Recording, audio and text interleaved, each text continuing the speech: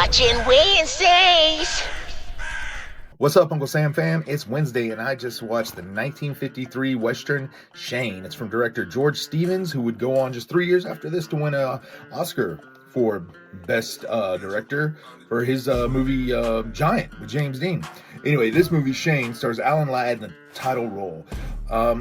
I feel like Shane's kind of a side character in a movie that's named after him, but whatever. It's really more about the Starrett family, or Starrett, I hope I'm saying that right. This family that they stake some land in Wyoming, but this cattle baron fella's trying to run him off with him and his burly looking dudes.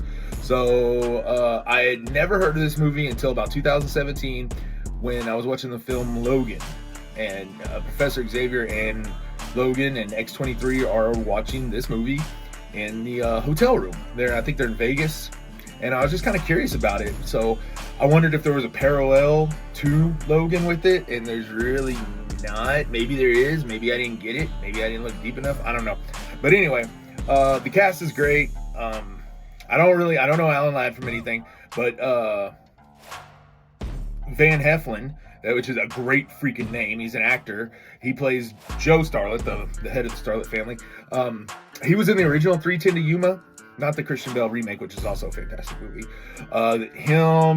Jack Palance is in this movie, a young Jack Palance. And I'll tell you, I didn't know about Jack Palance until later on in life with roles like City Slicker movies and Batman, of course. And I know in 78 he got cast as Dracula, and I was always like, all right, whatever. But seeing a young Jack Palance and in this role, I totally see why they cast him as Dracula. He's menacing, dude. He's a menacing looking guy. And he's one of those characters, he doesn't say a whole lot, but he doesn't have to because he's basically a hired gun assassin. You know, that he gets called in by, what's the old boy's name? Raker? Raker? Yeah, Raker is the guy that plays the cattle baron fellow. This guy looks like he could have played a local drunk. It was funny to me that he's the big bad because his hair is kind of crazy and stuff. But it also stars legendary Ben Johnson. You know him from I don't know, he was in a lot of classic westerns, but I know him mainly from Last Picture Show. He played Sam the Lion. If you haven't seen that, he doesn't play a lion, he plays a cowboy. But you have to watch that. It was filmed in Archer City, dude. That's a whole nother video we should do about that. Let's see, another actor that appeared there. Oh yeah, Alicia Cook, I think his name is. And his name's Stonewall in this movie, but I will always know him as Weasel from Salem's Lot. Anyway, I thought this was a really cool Western. I think it's on like the AFI top 100 films of all time. So I do plan, if Lord willing, that I live that long, to watch all the movies on there. And I was glad to finally mark Shane off my list. About 2 hours long. Check it out. Hey guys, welcome to a special Western edition of What We're Watching Wednesday. What's up? Thanks, James, for sharing Shane. I appreciate it. I grew up watching Shane. I figured since he showed a movie that I grew up watching, I figured I wanted to share with you guys another movie that I grew up watching, another Western that I grew up watching. It's a 1976 Western with Clint Eastwood, none other than the Outlaw Josey Wales. This was a story that I just remember all the time growing up. It's always been on the TV, always around. You have Clint Eastwood playing as, of course, the outlaw, Josey Wales. Chief Dan George plays Lone Wadey.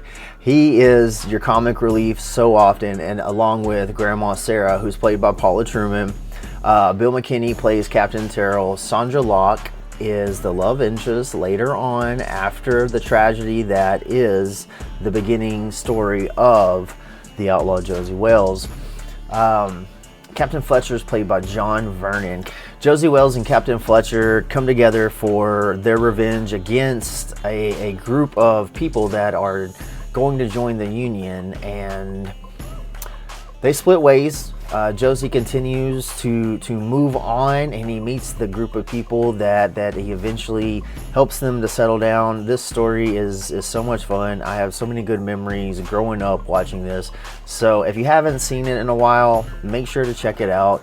If it's a Western type of week or weekend, you have to make sure you check out the Outlaw Josey Wales. Okay, you can find it on Amazon Prime for sure. That's where I just watched it. it. I literally just finished watching it because I hadn't seen it in a while, and I was like, you know what, I could talk about it and that'd be okay, but I want to watch it again anyways, just because that's what's happening here. It's what we're watching.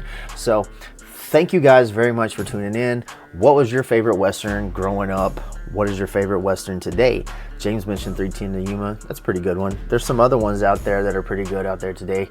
Harder They Fall was a pretty good one. I just watched, well, I guess it came out last year, year before. I don't know. It seems like time flies so fast. Anyway, drop a comment down below. We will see you next week, and peace.